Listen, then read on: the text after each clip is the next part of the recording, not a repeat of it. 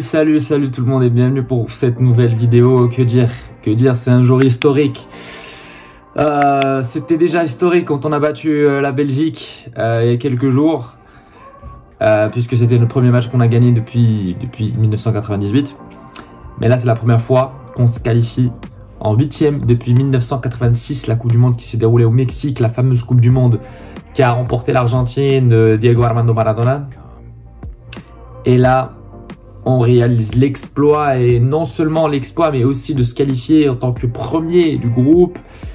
Et c'est également la meilleure Coupe du Monde de l'histoire de la sélection marocaine, puisque en 86, on avait gagné un seul match et fait 2 nuls. Et là, cette fois-ci, on gagne 2 matchs et on fait un match nul.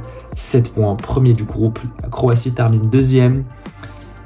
Ouf, que dire, trop d'émotions. J'ai pris du temps à faire cette vidéo parce que j'attendais le résultat du groupe de l'Espagne. Un groupe qui m'a complètement scotché. Je pense que ça a scotché le monde entier. Mais on va en parler juste après. En tout cas, aujourd'hui, on est là pour fêter cette victoire-là. Je ne sais pas par où commencer dans ce match qui a connu des hauts et des bas, si je peux me permettre de dire. Pour commencer par les hauts, les points positifs, נסيري. Que dire de ce joueur-là? On l'a tellement critiqué, on l'a tellement insulté, on lui a tellement manqué de respect. Cette saison-là, il vivait une saison très compliquée avec le FC Séville où il se faisait siffler par ses propres supporters de Séville. Et là, il nous ressort un classique, un gros match comme face à l'Espagne en 2018 où il met cette magnifique tête. Aujourd'hui, il nous fait une masterclass. Il avait même marqué un deuxième but qui a été refusé. Mais il a été présent partout, il jouait son ballon. Il jouait en tant que pivot, il était exceptionnel. Quand il s'agissait de presser haut, il était là. Il cavalait tout le temps, il n'arrêtait pas de courir. Sa condition physique, sa pointe de vitesse, tout était parfait chez Nesيري aujourd'hui. Il a été récompensé par ce merveilleux but. Mais en tout cas, Nesيري, incroyable. Amrabat aussi. Quel match de Soufiane Amrabat. Franchement, les frères Amrabat... ils ne peuvent que être parfaits en sélection marocaine. Ils ont tellement habitué à laisser leurs poumons sur le terrain. Je ne sais pas si cette expression existe, mais j'en ai rien à foutre. Ce joueur, encore une fois, il a pris le monopole à lui-même du milieu de terrain. Et il était présent partout. Il a intercepté les ballons partout. Il gênait beaucoup de fois Davis et l'empêchait de déborder ou créer de l'espace ou dribbler ou passer. Donc, franchement, monstrueux Amrabat. Et c'est pour ça que je ne comprends pas pourquoi Achraf Hakimi a eu le trophée du meilleur joueur du match, qui pour moi normalement se jouait entre Nesيري et Amrabat, qui eux ont fait d'incroyables matchs. Après Ziyech, c'était ça va, Boufal aussi, mais Nesيري et Amrabat, ils étaient exceptionnels. Et en parlant de Nesيري aussi, Nesيري, il faut savoir qu'il rentre dans la légende. C'est pour ça que maintenant, faut plus jamais. Voilà, moi personnellement, je ne vais plus jamais manquer de respect à Nesيري. Je me rappelle pas si je lui avais manqué de respect un jour, mais ce joueur, faut le respecter à vie parce qu'il entre dans la légende de l'équipe du Maroc, en devenant le seul joueur à avoir marqué lors de 2 Coupes du Monde différentes. La première c'était en 2018, ce fameux but contre l'Espagne, et là, ce bijou face au Canada, Nesيري, chapeau Nesيrي, vraiment merci beaucoup. Maintenant, pour les bas et les points négatifs, je vais commencer par parler de Hamdallah. On a tous vu le niveau de Hamdallah aujourd'hui. Franchement, ça commence à être un petit peu beaucoup. Il y a un manque de vitesse. Il est très lent. Et je pense qu'il a un petit surpoids. Hein, ça se voit. Le fait qu'il n'ait plus joué depuis 4 mois et d'être revenu qu'en septembre ou en octobre, je ne me rappelle plus. Et d'être sélectionné là en Coupe du Monde, c'était un petit peu rapide. Bon, c'est bien qu'il fasse partie du groupe, mais je crois que là, je ne sais pas si la prochaine fois il va rentrer, parce que clairement son entrée n'a rien donné. On aurait même pu marquer un 3e et vraiment tuer le match, ne plus rester dans ce suspense, parce qu'on a la deuxième période, elle était très compliquée pour nous. Moi personnellement, j'étais dans un stress total. En regardant en même temps le score de la Croatie à Belgique qui était toujours à 0-0. Donc tout pouvait arriver. Tout pouvait basculer comme ce qui s'est passé lors du groupe de l'Espagne. Donc j'avais trop le stress, tout comme tous les Marocains, je crois. C'est pour ça que Hamdallah, pas mal de fois, là, il a pris le ballon, il est dépassé très rapidement par les défenseurs. Et la seule fois où il aurait pu faire quelque chose de bien et faire une action positive pour l'équipe en donnant cette passe-là à Bouchlal qui était bien démarqué et qui aurait pu simplement mettre ce ballon au fond du filet. Bah, je ne sais pas ce qu'il fait. Il se chie dessus tout simplement. Il perd ses moyens et sa lenteur lui joue des mauvais tours. Donc, franchement, alhamdoulilah, aujourd'hui, on a beau, j'ai beau avoir fait une vidéo sur lui, on a beau dire que c'est un attaquant exceptionnel, mais je crois que cette année-là, on a récupéré, on a ramené avec nous la pire version de Abdelrazak. Alhamdoulilah, ce n'est pas le Alhamdoulilah de ces quelques années, c'est Alhamdoulilah de cette année-là, n'est pas vraiment en forme et ça se voit. Ça se voit très clairement. Ce qui est de Naïf Aguerd, on va pas lui tomber dessus, ça a été compté comme un but contre son compte, mais ça arrive. Ça arrive et parce que dans la globalité, avec Saïs, ils ont fait un match exceptionnel. Tout comme face à la Croatie ou à la Belgique, donc on n'a rien à reprocher. On sait que ce Aguerd, c'est un défenseur de classe mondiale et franchement, ça arrive à n'importe qui. Hein. C'est pas le même but contre notre camp que celui de Bouaddouz, parce que celui de Bouaddouz, il était clairement très scandaleux. Donc justement, je vais revenir sur cette deuxième période qui était un petit peu hyper stressante et il y en a beaucoup qui se sont plaints en se disant que le Maroc n'a pas joué ou que le Maroc nous a fait peur ou que le Maroc n'est pas convaincant, etc. Déjà, on s'en fout puisqu'on est qualifié, on est premier et donc on rentre dans l'histoire et on s'en fout de ce qui s'est passé dans cette deuxième période parce que justement, là où je veux en venir, c'est que faut savoir que les joueurs ont cumulé 2 matchs intenses face à la Croatie et la Belgique où ils ont tout donné, littéralement tout donné, où ils ont tous couru des distances incroyables. Je crois que les joueurs, ils ont fait un effort dont ils ne sont pas habitués. Et c'est pas pour rien qu'en deuxième période, ils étaient tous cuits. Ils n'arrivaient plus à courir, ils n'arrivaient plus à construire du jeu, ils n'arrivaient plus à avoir le contrôle du match et avoir la possession. Et c'est pour ça que le Canada a pris le contrôle du match et a dominé et a eu la possession. Il n'a pas laissé le Maroc faire quoi que ce soit. Donc on est resté derrière et je pense que c'était prévisible. C'était prévisible vu que c'est un cumul de fatigue. Mais bon, c'est pas grave. C'est pas grave en tout cas. Mais à la fin, on a vu que Hakimi est sorti un petit peu avec quelques gènes, Ziyech aussi, mais c'est juste des blessures musculaires qui sont dues à un cumul de fatigue. Donc j'espère qu'ils vont pouvoir récupérer. Et justement, le fait d'avoir terminé premier du groupe, ça nous permet de jouer mardi parce que sinon on aurait pu jouer le lundi. Donc c'est une bonne chose. C'est une bonne chose, mais en tout cas, quel match et quelle Coupe du Monde qu'on est en train de vivre. Franchement, c'est la première fois de mon histoire. Notre génération n'a jamais vécu ça. En 2018, on a fait quand même une belle Coupe du Monde, mais on n'avait pas l'expérience suffisante pour aller en 8e de finale. Et là, la consécration, on arrive non seulement à se qualifier, mais à se qualifier en tant que premier dans un groupe. Il y avait la Belgique, 2e au classement de FIFA, 3e lors de la Coupe du Monde 2018, et la Croatie, vice-championne du monde en 2018. Et le Canada qui a terminé première lors des qualifications de la Coupe du Monde. CONCACAF en Amérique du Nord. Donc on ne peut que être fier, mais c'est là où les problèmes arrivent. Donc pour donc normalement, notre groupe allait se confronter au groupe de l'Espagne, l'Allemagne, Costa Rica et Japon. L'Espagne jouait contre le Japon, le Costa Rica contre l'Allemagne. La deuxième période s'est terminée avec une victoire de l'Espagne 1-0 face au Japon et également de l'Allemagne 1-0 face au Costa Rica.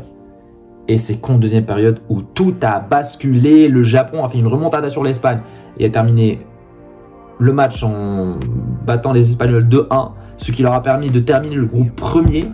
Et puis, au drama lors du match de l'Allemagne, l'Allemagne était en train de gagner 1-0. Remontada de la Costa Rica 2-1. Et puis l'Allemagne fait une autre remontada en terminant le match à 4-2 pour eux. Mais ce score-là, ça a permis à l'Espagne de terminer deuxième finalement. La différence de but avec l'Allemagne. Vu que l'Espagne avait mis 7 buts au Costa Rica, donc ils avaient un sacré avantage sur l'Allemagne. Mais quelle Coupe du Monde! Quelle Coupe du Monde, franchement, on est en train de vivre, c'est un mondial de fou. On a eu tellement des matchs improbables et incroyables, que ce soit les matchs joués par le Maroc, parce que très clairement, dans cette Coupe du Monde, tout le monde nous sous-estimait. Tout le monde nous considérait comme l'équipe la moins forte de ce groupe-là et finalement on termine premier. Et puis aussi tu as le groupe de l'Espagne aussi qui était fou, le Japon qui bat l'Allemagne et l'Espagne, l'Arabie Saoudite qui bat l'Argentine, mais bon malheureusement pour eux ils ont été éliminés lors de ce mondial. je ne me rappelle pas d'autres matchs que j'ai pu voir. On va pas parler de la Tunisie et de la France parce que pour moi, c'est pas été un match de football. L'équipe de France a aligné l'équipe E. Ce n'était même pas l'équipe B, l'équipe C, c'était une équipe E. J'ai jamais vu une équipe de France comme ça. Donc limite, je crois, l'équipe des U23 sur le papier, ça pourrait faire rêver mieux. Mais bon, sans manquer de respect à cette équipe de France là, mais mes frères tunisiens, je ne comprends pas pourquoi ils étaient un peu fiers d'avoir battu cette équipe de France là. Bref, on s'en fout de l'équipe de France, on est en 8e de finale. Dima Maghreb, j'étais très content, je ne vais pas vous mentir, j'étais extrêmement content lorsqu'on s'est qualifié, lorsqu'on a décroché cette première place, mais je ne voulais pas l'Espagne. Je ne voulais pas l'Espagne. Je ne voulais surtout pas l'Espagne. Et je vais vous dire pourquoi. Parce que vous avez bien vu qu'aujourd'hui, face au Canada, on a beaucoup souffert en deuxième période. On n'a pas réussi à avoir le monopole du match. On n'a pas réussi à avoir le contrôle du ballon. On n'a pas réussi à avoir la possession. On a reculé, on est resté derrière. On a souffert, on a subi. On a couru beaucoup. On s'est fatigué. Et le Canada a tenté. À un moment donné, on avait même eu de la chance lors d'une action où un ballon a heurté le poteau. Je pense que c'était la barre transversale. Il a terminé et a rebondi sur la ligne du but. Donc on avait tellement de chance à ce moment-là.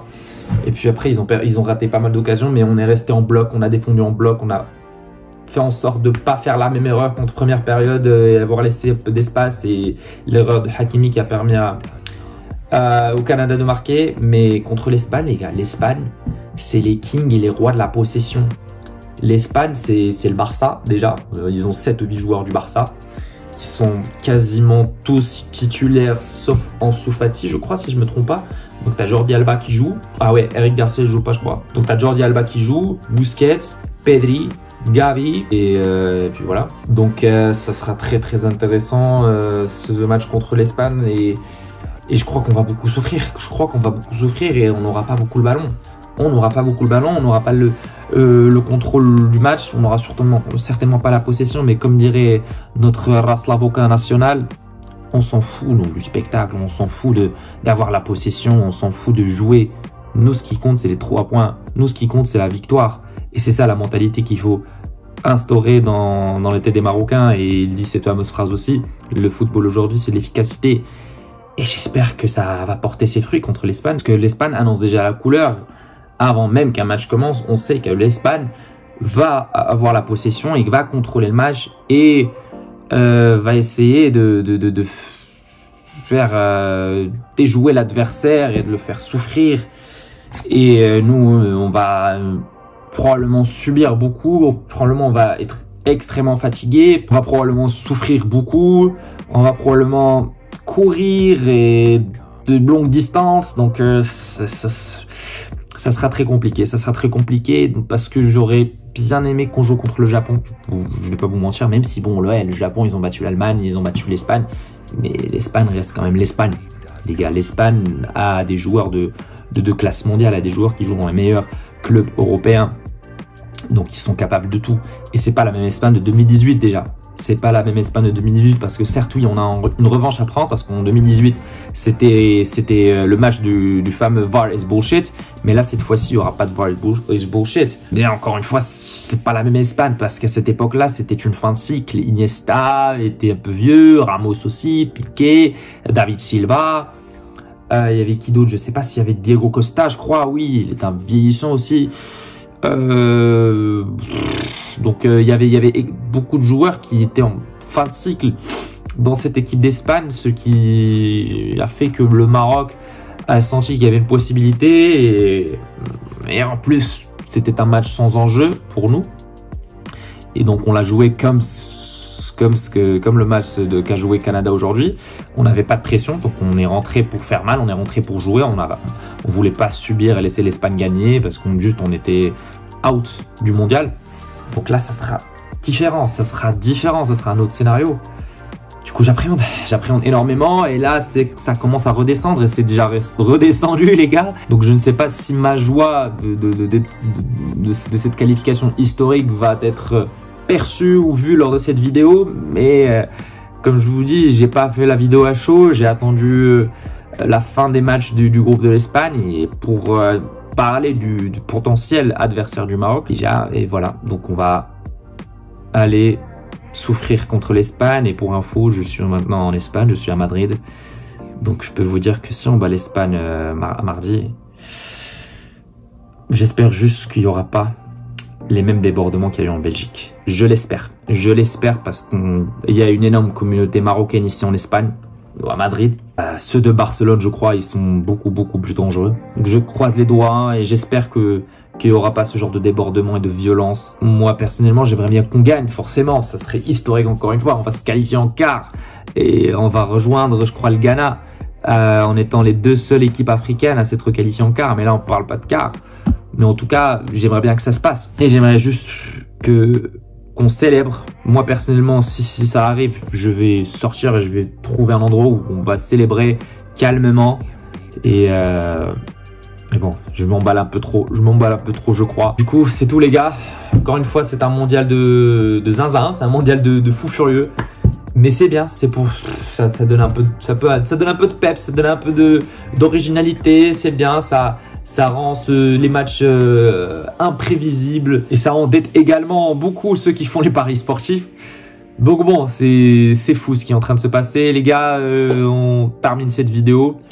J'espère qu'elle vous aura plu et dites-moi ce que vous en pensez de ce mondial du Maroc et du match qui nous attend face à l'Espagne en commentaire. Et n'oubliez pas de liker la vidéo pour le référencement, de vous abonner également, d'activer la cloche pour ne rater aucune de mes vidéos. Et nous, on se retrouvera lors de la prochaine vidéo, les gars. Et comme d'habitude, Dima Maghreb, soyez fiers de ça, les Marocains. Soyez fiers de ça.